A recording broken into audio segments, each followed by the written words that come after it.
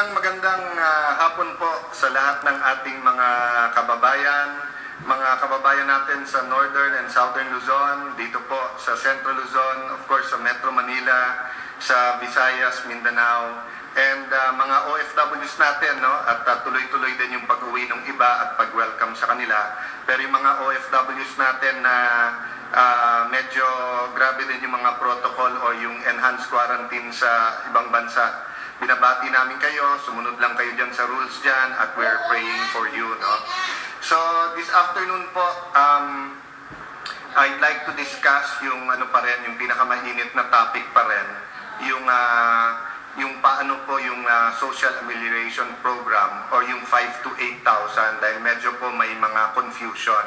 But let me start po with a Bible verse. It's Sunday and something to reflect on, no? Ito po. Okay. Enter through the narrow gate. Enter through the narrow gate. For wide is the gate and broad is the road that leads to destruction, and many enter through it. But small is the gate and narrow the road that leads to life. Only a few will find it. Yan pong nasa Matthew 7:13-14, no? So before we go into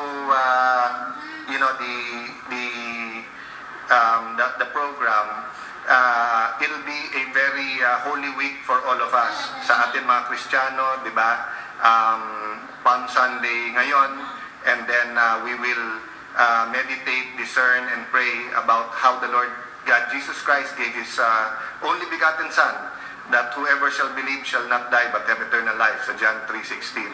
Sa mga kapatid nating Muslim, alam nating paumpisa na rin po ang Ramadan, so naghahanda din sila.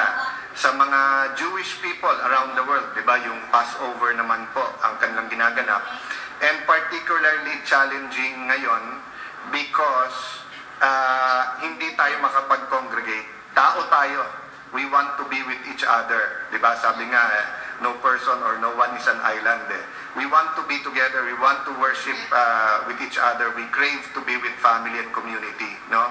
But definitely may tinuturo ang Panginoon sa atin. So this week po, let's not only look at COVID-19, at finances, the usual worldly things. I mean, tama, sinabi po sa Bible that man does not live on bread alone, but on every word from God.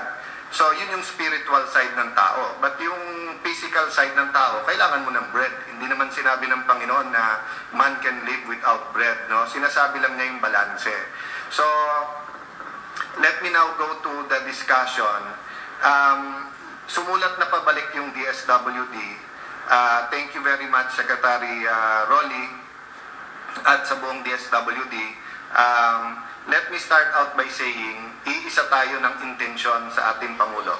So whether it's the President, it's the economic team, DSWD, LGU, Barangay Tanod, PNP, we want you to get the money at the fastest possible time with the least regulation or guidelines. So ulitin ko po pati sa sulat po ni Secretary Rolly, nag-agree po siya. Na sabi niya, he agrees with us that in principle, that people sa pinakamabilis na oras, makuha ng lahat ng qualified dun sa 18 million Filipino families ang pera with the least regulation or guidelines. Or sa common lingo natin, with the least red tape. Di ba? Okay. So given that principle, babagsak sa guidelines. So ano ba pakiusap sa amin nung March 21, nung kasama din namin si Sec. Rolly, economic team, si Executive Secretary Miguel Dia, si Senate President Soto, ang sabi sa amin, pakiusap kung pwede, medyo flexible yung batas, wag na natin i-complicate para may flexibility ang executive branch para ma-deliver ito kaagad. And simpleng-simple po ang idea, payagan sila ng flexibility, makahanap ng 200 to 300 billion.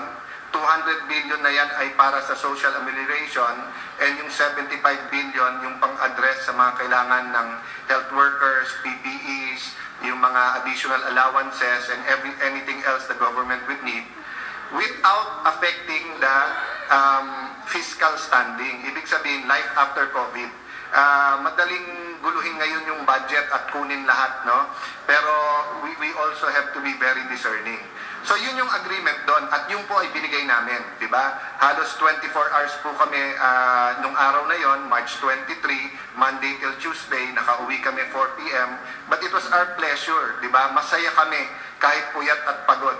Kahit the next 2 days sinabing may infected, hindi namin ni-regret. Bakit? Parati natin inuulit dalawa ang pwedeng pumatay sa atin, yung virus or yung kakulangan sa pagkain at gamot, di ba? So, what will kill us first? Is it the virus or the quarantine? So, we don't want that question to be a question at all. Ang gusto po natin, you can pray, you can stay home, you can save lives, and may take-home package kayo. Kaya ginagamit ko parating psst, psst, di ba? So that it's very clear that we should pray, stay home, save lives, and then yung take-home package. Okay. So, nung pag-uusap namin ng March 21 hanggang sa March 23 and after that, nag-usap po kami na because we gave them minimal guidelines under the Oversight Committee, we had veto powers. That's the first time in the world. Doon mo makikita na very democratic ang ating Pangulo and he believes in the democratic process.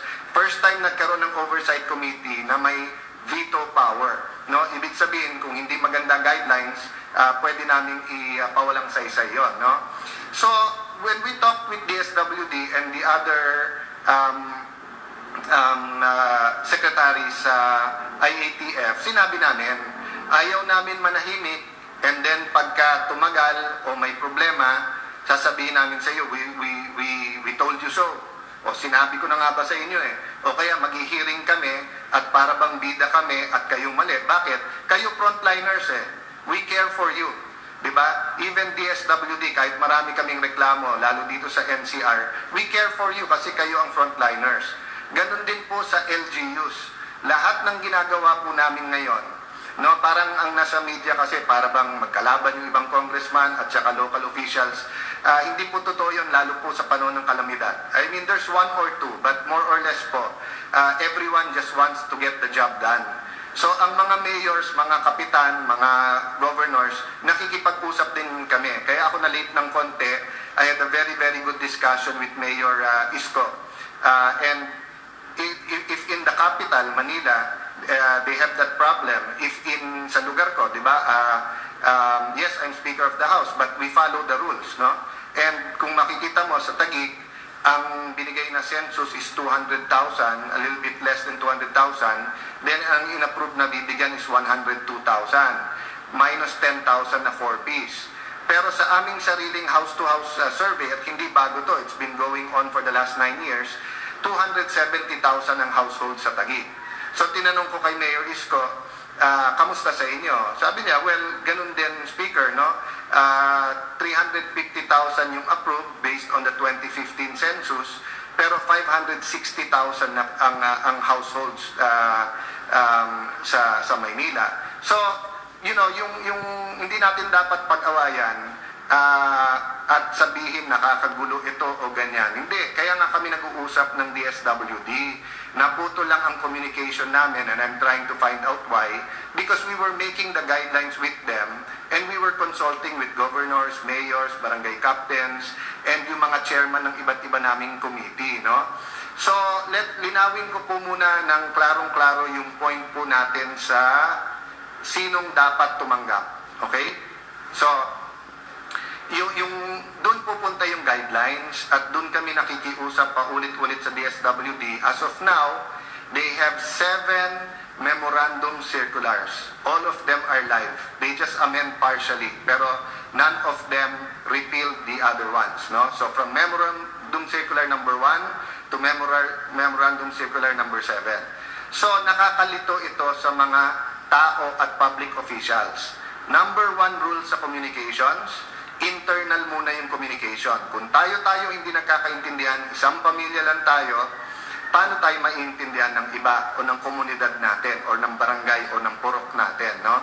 So, on that point, klaro naman ang hinihingi lang namin sa DSWD kasi anyone now, I've been seeing sa Facebook, iba't ibang barangay, iba't ibang senador, iba't ibang congressman, iba't ibang mayor, iba ang nakalagay kung sinong kasali at hindi. And they're not necessarily wrong, di ba? For example, meron pong iba nakalagay doon, let's say sa single mother or sa senior citizen or sa 4Ps. Yung iba sabi kasali, yung iba hindi. They're not correct or wrong, no? It's yung 4Ps ay kasama talaga sa 18 million pero may separate program for that na diretso ibibigay sa kanila. Ngayon, yung mga member ng UCT, unconditional cash transfer, and some of them are seniors, solo parents, meron din silang cash card, diretso din sa kanila. So in the sense na hindi sila kasama sa bibigyan ng barangay, pero kasama sila sa bibigyan ng 5 to 8,000. That's why nga, we're batting for simplicity. Yung po ang inihingi natin sa DSWD. Okay, so let me go to the process, no? Yung proseso po, pinakita ko naman po sa inyo, di ba? Yung pag-analyze po namin ng proseso, pakita ko po sa inyo, ha? Ito po yung proseso sa MC number 1 hanggang sa MC number, mula sa MC number 1 hanggang sa MC number 4, etong 2 page ang proseso. Okay? So, binilang po namin yan, more or less yan po ay 30 steps bago po umabot sa bago po umabot yung pera sa atin. So, sa inyo. So, bago umabot sa house to house. So, we uncomplicated it by proposing 4 steps. And niyaya namin na mag-conference or mag-Zoom kahit virtual ang DSWD para isa-isahin. And if you look at our letter, ang nalagay namin doon, hindi na mali o tama to, nilagyan namin to clarify or if we disagree and may counter proposal. So sinagot tayo today, but kung makikita nyo po, ito po yung chart na ibinigay po, no? It's on my iPad. Makikita nyo po, no? Ito, to provide social amelioration card, 1 day. Okay? Mass production of forms ng LGUs, 2 days. Door-to-door distribution at saka pick-up, 2 days. Okay? To encode the form, 3 days. To field office DSWD, 1 day. And submit, 1 day. So that's 1, 2, 3, 4, 5, 8, 9, 10 days yan. Tapos ang sinasabi, na klaro naman na daw nila yung guidelines sa memorandum order, MC6. Yung MC6 po ay January 31. So, assuming you start on April 1, I don't think na dapat umabot ng April 10 bago nyo matanggap yung pera nyo. That's a counter proposal namin, 3 to 5 days, nasa inyo na yung pera. Eto, 10 days, hindi pa nyo sure nandun sa inyo ang pera. Yes, there has to be accountability. That's why pagka inisa-isa mo yung prosesong binigay natin, ay makikita mo meron accountability doon. Don't get us wrong, no? The DSWD did not disagree with us on everything. They agreed with us at binago nila yung guideline na download na kagad yung pera. Huwag na nila hintayin yung forms and everything from the LGU kasi baka ma-delay. They agreed with us na house to house. They agreed with us and thank you very much sa COA. We helped together, put our minds together, give suggestions para nga pumayag na picture na lang sa bahay-bahay kasi may cellphone naman ng mga tao rather than papirmahan sa receipt. So we have done good work together, no? Naputo lang yung communication sa nung Wednesday and Sec. Rolly, kung makikinig ka, di ba? I mean, magkasama tayo sa kabinete. I understand napaka-busy. I understand that there are long-time career and bureaucrats in your office that think otherwise. But lahat nakukuha sa pag-uusap no? And wala namang problema kung nasunod yung sinabi ng Presidente na DSWD kayo na, wala nang politiko. Ang problema, hindi rin kaya ng DSWD without tapping the local government. And I'm doing this primarily for our people, for the 18 million families na makuha ang pera, but secondarily, sa LGUs. Naging mayor din ang asawa ko. Mayor ngayon ang kapatid ko. Halos halos mga kaibigan ko are either kapitans, mayors, governors, di ba? Ang dami. I don't want na parang isipin nyo, dinump lang sa inyo ng national government. We're in crisis, bahala na kayo. Kasi hindi yan ang intensyon ng Pangulo, di ba? Ang intensyon ng Pangulo, kayo muna, the first few days, and then afterwards, the national government come in with the resources. But what's happening on the ground? Yung LGUs, tatlo ang task. One is to maintain the quarantine. Number two is to implement the public health strategy, meaning provide ambulance, frontliners, to ask the PUI, PUMs na huwag lumabas ng bahay. Kung may mag-positive at kailangan dalhin ng ospital, sila mag-aasikaso. Ang mga mayors din po ang nagdadagdag ng beds, although the national government has come in, and thank you very much, Presidential Advisor Vince Dizon, no, and the whole team. Thank you to the economic team for supporting, and yung mga donors, no. And then the third po na kailangan gawin ng LGU, social amelioration. So yes, everyone is busy. No, kahit ako po halos siguro 8 to 12 hours. Ang hingi lang ni Lani is 1 meal a day. Magkasama kami kasi total naka-quarantine kami together. But even during lunch and during dinner, I'm on the phone all the time, no? At alam ng mga kausap ko na to, lalo yung mga kongresista and yung staff, yung speakers team that we're working with, no? And the businessmen and the other health experts na tinatawagan ko now and then, no? So, which goes to the forms, okay? So, may konting confusion ngayon or may konti about the forms. Bakit po? Kasi last week po, sinabi ko, lahat bigyan ng forms. Bakit ko po nasabi yan? Kasi po, nagbasa ako ng guidelines at araw-araw naming kausap ang DSWD. At tinanong namin sila, pwede bang wala ng form? Sabi nila, hindi pwede kasi paano natin ma-judge kung qualified o hindi kung wala tayong data. Walang problema sa 6 million, almost 6 million, yan po ang 4Ps at saka yung UCT kasi may data na sila. May additional 3 million po sila na may data sila pero wala pang cash card. Okay, so sa 18 million nakabuuan na pamilyang Pilipino na bibigyan ng 5 to 8,000, 4.4 million 4Ps, almost another $1.5 million yung UCT and other, and then yun lahat may cash card, kaya walang problema yan. You should get your money ASAP na, no? Dinideposito na, makukuha nyo sa cash card nyo yan. Pero yung 9 million, yung 3 million na poor din or near poor, may listahan pero walang cash card. And then may additional 9 million ka kasi nga naka-enhanced community quarantine tayo. So, ang sabi ng DSWD, kailangan mo yung form para ma-assess natin. And then, 4 ang steps nila for approval or validation.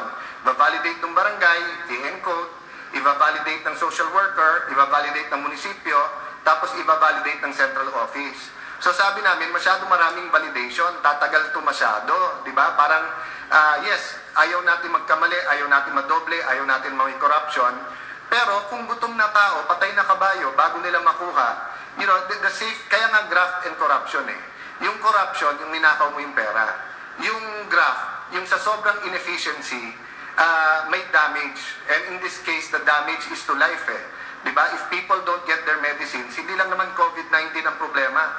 Marami pong hikain, marami pong may diabetes, marami pong may high blood na hindi nakakapag-trabaho ngayon, hindi nila nakukuha ang gamot nila. That's why nga very wise po ang economic team led by Secretary Dominguez and Secretary Abisado in saying cash ang ibigay. Kasi whether toiletries yan for proper hygiene, whether food, whether gamot, di ba? Yan po ay kayo na magdesisyon at bukas naman po yung mga tindahan around you, di ba? Or at least yung mga groceries. So, yun po ang kabuuan kung bakit kailangan ng form. So, biglang sinabi sa amin, Sir, hindi nyo pa ma-produce yung form sa mga local kasi kailangan ng barcode. So, yun po sinulat namin sa kanila na pampatagal po ito at gagamitin nyo naman yung barcode to verify after. We can have a validation house to house. We'll make it very quickly. How? One day, i-print yung form. The next day, i-distribute. in the same day or the next morning, kasama na yung validation team.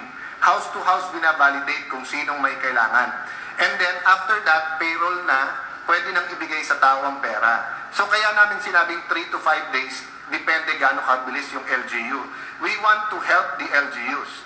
So, mga kapitan, mga konsehal, mga bukal, mga governors, vice governors, mayors, vice governors, we're doing this to help you. And the congressmen are every day thinking of ways, aside from legislation, how to help even through oversight and yung kanya-kanya ding mga donation. So yung bawat block natin, let's say yung Metro Manila, and then gumawa din kami ng Greater Metro Manila, may proposals at may concerns yan na everyday, no? Okay, so saan nagkaroon ng confusion? Ngayon, biglang dinagdagan ng DSWD, hindi lang ng barcode but control number. And then, binago din po yung sinabi sa amin na initially ang numbers and I think it's here, no? Let me see. Initially, yung numbers ay, ang usapan, initially, kung ano yung nasa 2015 census. But we know that's 5 years ago, and we know na nung build, marami din lumipat sa mga highly urbanized area. Metro Davao, Metro Cebu, Baguio City, yung Tarlac, Pampanga area, and Metro Manila, no? So, ito po yung nilabas nilang list. Yan po ang binigay nilang initial. Pero tignan nyo po sa Metro Manila, no? Ano saan yung iba kong form? Sandali ha. Meron po ako, pinakompute ko yung percentage dito eh. Ito po. Okay. So, walang problema po sa ito po, sa BARM, dahil po 93% mabibigyan. Sa Region 12, 83%. Sa Region 10, 80%, no? Pero dito po sa Metro Manila, 54% lang ang mabibigyan. Hindi po problema yan kung 54 o 55% lang ang may kailangan. Pero katulad nga po sa Maynila na 360,000, 350,000, naging 560, saan kukunin ni Mayor Isko yung additional 200,000? And dun po sa mga nagrereklamo pong mga kapitan at etc. at sinasabing gumugulo, kaya po tayo nag-advocate, kaya natin ine-exercise yung ating oversight powers, kaya nga nakapirma sa sulat namin ay yung members ng oversight committee para linawin, no? So, ang sabi ngayon, may listahan na daw ang DSWD kung ilan, yun lang ang bibigay sa uniform. So let me tell you the problems that will create. I asked Mayor Isko, I asked Mayor Lino, and nakiusap ako kay Mayor Lino, tanungin sa ibang ibang mayor, hanggang sa kapitan, kung totoo o hindi na ayaw ibigay ng DSWD yung listahan ng 4Ps sa kanila. Pare-parehong sagot po sa akin. Pati po dun sa nakikipag-usap sa amin from DSWD, they agree, hindi po sila magbibigay ng pangalan ng 4Ps. So kasama sa sulat namin yan na pasok pa rin sa data privacy law na ibigay nila sa mayors yung names. Why? Okay, like in Taguig, ang inapprove 102,000 families. 92,000 families daw i-identify namin o ng local government yung 10,000 4Ps. Pero hindi nila sinasabi sino yung 4Ps. So, kung 92,000 lang ang bibigyan mo, samantalang ang qualified ay 160,000, 170,000, mapipilitan si kapitan, mapipilitan si mayor, na mamili sinong pinakamahirap, sinong pinakanangangailangan. And usually, ang pinakanangangailangan, 4Ps. Kaya nga tinanong kay Mayor Isko, anong ginawa mo, Mayor? Sinabit daw niya sa DSWD, kung sino yung binibigyan at pinakamahirap, ang DSWD daw ang magtatanggal kung sino yung sa 4Ps. Di ganun din, humaba pa yung proseso, di ba? So, yun ang isang example po. So, problema po ng mga kapitan ngayon, kulang na nga yung forms nyo, pero pag binigay nyo sa miyembro ng 4Ps at pinirmahan yan, nawalan kayo ng isang pamilya na pwedeng bigyan. Diba? Kasi pwedeng sabihin hindi dumoble kasi chinek naman yan na 4Ps siya. So hindi nyo siya bibigyan. Pero ang ibibigay sa inyo, eksaktong number ng forms. Kagabi, medyo late na po ako, actually madaling araw na po ako natulog. So I was was watching Capsec Carlo Nograles sa TV, at yung isang tanong sa kanya nung netizen, pag ako ay hindi botante sa lugar ko, kung nasaan ako ngayon, bibigyan din ba ako? And very, very clear ang sagot niya, that they discussed that sa IATF, voter's ID or being a voter in that area is not a requirement. In fact, yung mga stranded ay dapat tulungan. And by the way, may tulungan tayo. I'm thankful very much sa DSWD. Agad nilang tinugon yung panawagan. Medyo tinulay lang po natin ang panawagan ng UP Los Baños Chancellor na libo-libong estudyante ang stranded po sa UPLB. Nagre-raise lang silang money na makakain twice a day. At agad rumisponde po ang DSWD, and we're still coordinating kasi meron pang estudyante. So there's no conflict between us and DSWD. This is a professional discussion, no? But we're involving the public because you have the right to know. Katulad ng sinabi ko, pag ganitong crisis, isang pamilya tayo, being candid and honest and discussing everything in the public will take out any suspicion between everyone. So, dun po sa example ni Carlo, no? Secretary Capsec Carlo. So, paano ngayon kung hindi kilala ng kapitan yung stranded sa kanila o yung hindi botante? So, hindi mo bibigyan ng form. So, hindi siya ma-assess. So, hindi na nga siya nakasama, hindi pa siya nabigyan ng form. So, may iba po kasi, kanya-kanya po kasing philosophy yan eh. Yung iba, ang philosophy nila, huwag mong bibigyan ng form, baka mag-expect. So, let me make this clear, no? The economic team has package 1, which is for the 18 million Filipino families, the poor and near poor, informal sector ng ating ekonomiya, and for the health and medical professionals, including PDEs. May package 2 na parating, which is for the formal sector, including the micro, small, and medium enterprises. But the government has continuing programs, for example, sa microfinance, ang ating pong central bank halimbawa ay ang daming pagkilos na ginagawa para sa mga negosyo at bangko. And then ang DOLE, for example, is on top of some of them who are in the formal sector. So yun po yung 6.6 million families para mabuo yung 24.6 million Filipino families. So ang sinasabi ko po, by giving everyone the form, you will be able to evaluate and identify and validate sinong dapat bigyan at sinong hindi. So, halimbawa ngayon, in-announce nila kung meron ka kahit isa sa pamilya na senior, na meron PWD, meron solo parent. So, lahat yan nag-expect. Pag hindi mo binigyan ng form yan, wala silang chance to prove that they're qualified. No? So, yung iba, sinasabi, huwag magbigay ng masyadong maraming form kasi baka mag-expect. Habang binibigay mo, sinasabi mo naman Sir, ma'am, eto po gagamitin natin to evaluate. Pero yung alam niyang qualified siya at wala man lang siyang form, wala na siyang pag-asa. So, that's why nagtaka ako bakit biglang nagbago yung usapan at pag-uusap namin with DSWD na ngayon sila na namili kung ilan. Nung una, sinabi initial lang yon. No? That's why I'm making a personal appeal, no? Not only sa ating Pangulo, sa economic team, sa DSW, IATF, masyadong maliit yung 54% sa Metro Manila. If you're making a mistake by 10%, that's 320,000 families. And I know, hindi yun ang intensyon, no? At hindi yun ang gusto ng economic team, hindi yun ang gusto ng gobyerno, hindi yan ang gusto namin sa legislature, hindi yan ang gusto ng mga senador. But of course, kailangan maghanap ng pera kasi it already equals 17,956,000 and another 93 families, no? So we really have to look at the statistics and we have to look at to find a solution here. But I'll show you another thing that will bolster my argument, no? Doon sa mga kapitan na or yung iba nagtatanong. Ayan po, guidelines po to mismo ng DSWD. The barangay shall identify and prepare the list of qualified beneficiaries based on eligibility requirements provided in these guidelines. The listed beneficiaries will be profiled through the use of social amelioration card. So malinaw po yan ang mag-identify barangay, titignan nila qualified, profiled from the social amelioration card. Meaning, kung wala kang card, hindi ka kasama sa ipro-profile, wala ka ng pag-asa.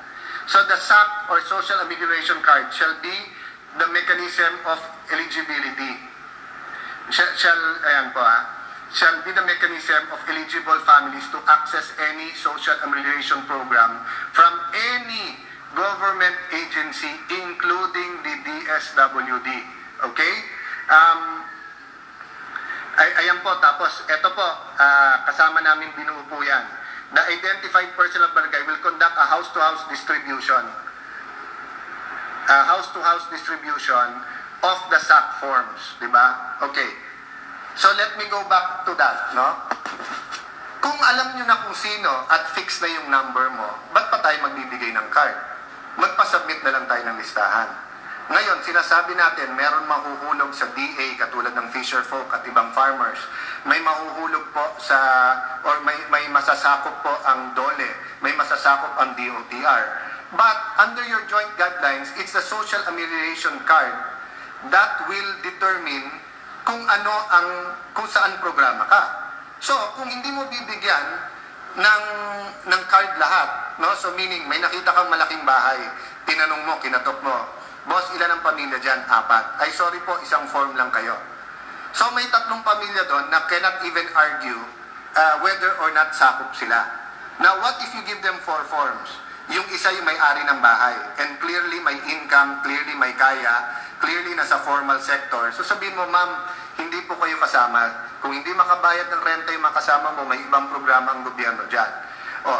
The other family, nasa formal sector, kasi nasa hotel nagtatrabaho, for example, and continue yung sweldo. So i-explain lang sila, boss, hindi ka kasama kasi tuloy-tuloy ang sweldo mo. But the 2 other families ay kasama. No? So that's the value po that we will have forms for everyone. No? We cannot play politics here. We cannot think na pag binigyan magtatampo. Kahit anong mangyari dito, may magtatampo. Kasi supply and demand yan eh. Diba? Lahat kailangan, lahat gustong mabigyan. So we were just trying to put more logic and sense into all of this. So let me show you the form. Nakita nyo na to, but let me show it to you again, no? Okay. Ayan po yung form, at makikita nyo po, medyo kompleto sa datos, at pati kung ano sakit ng pamilya, anong kondisyon, ano yung mga sakit and everything, no? So, kung hindi ka mabibigyan ng form, paano malalaman ng DOH, for example, yung mga may high blood at kailangan ng gamot, di ba? So, paano po malalaman ng IATF kung ilan ang vulnerable sector? Kasi part of asking the pre-existing medical condition is not only for the social amelioration. It's also for our scientists, especially yung data scientists and medical professionals, to see gaano ka-vulnerable ang population sa isang lugar, because we know that COVID-19 hits worse dun sa mga may underlying medical condition. So, kung hindi ka mabibigyan ng form, walang record yung gobyerno tungkol sa'yo, no? Then going back to the process, di ba? Why do you have to encode for 3 days when may form ka naman? So gamitin mo na yung form para ibigay yung pera, then afterwards, saka nyo i-encode dahil may pangalawang bigayan pa naman sa Mayo. So, siguro at this point you'll ask me, bakit yung verse na sinare nyo sa umpisa is about the way to heaven being narrow and the gates to hell being wide. May kasabihan din po that the road to hell is paved with good intention. The president will die first before allowing Filipinos and the country to go to hell. No, I'm speaking po in human terms, in governance. No, ayaw niyang magutom kayo, ayaw niya po na magkasakit kayo, ayaw niya po na may mamatay. That's why the president has been diligent in running government even during this crisis, no? That's why the economic team is focused in trying to help everyone, no? So, having said that po, sinabi ko yan kasi marami po maganda intensyon, pati po kami. But this is not you versus us. I want to say LGU, I'm on your side. But if I say LGU on your side, does that mean kalaban ko DSWD? Hindi po. We're all on one side. The other side is COVID-19. No? So, I hope, ang dami ko pang gustong i-discuss, but may tumatawag na po sa akin from the economic team, and I think very good po yung suggestion that we clear this up by the DSWD and myself or Congress having a joint statement, no? But very important din na ma-clear up lahat ng issues na to. And dun po sa mga medyo nahihirapan, pasensya na po kayo. Again, we're on your side, we're on the same side. Dun po nagsasabi, paano to? 2,000 ang bibigyan sa amin, 800 lang ang binigay. Ano yung sinasabi ni Cayetano na kailangan ng form? Hindi, no? We are debating and we are talking to each other as a nation because we don't want anyone to die. We don't want anyone to die because of COVID-19. We don't want you to die because of hunger. We don't want you to die because kulang kayo sa gamot. So let's please help each other. So let me end with a positive note, no? Despite itong discussion, na-download na yung pera at yung mga LGUs are full steam ahead. So mga kaibigan ng mga kapitan, mga kagawad, mga zone leader, purok leader, ating pong mga mayor, kung anong allotment nyo, make do muna, ibigay nyo sa pinaka-nangangailangan, but Congress is here working at your side, the economic team is working, the DSWD is working to get you more resources so that lahat matulungan natin, no? So again, it's Sunday, please worship with your community, please say a prayer for all of us, and hopefully there'll be wisdom coming from the Lord today. God bless you all. Magandang hapon po sa inyong lahat.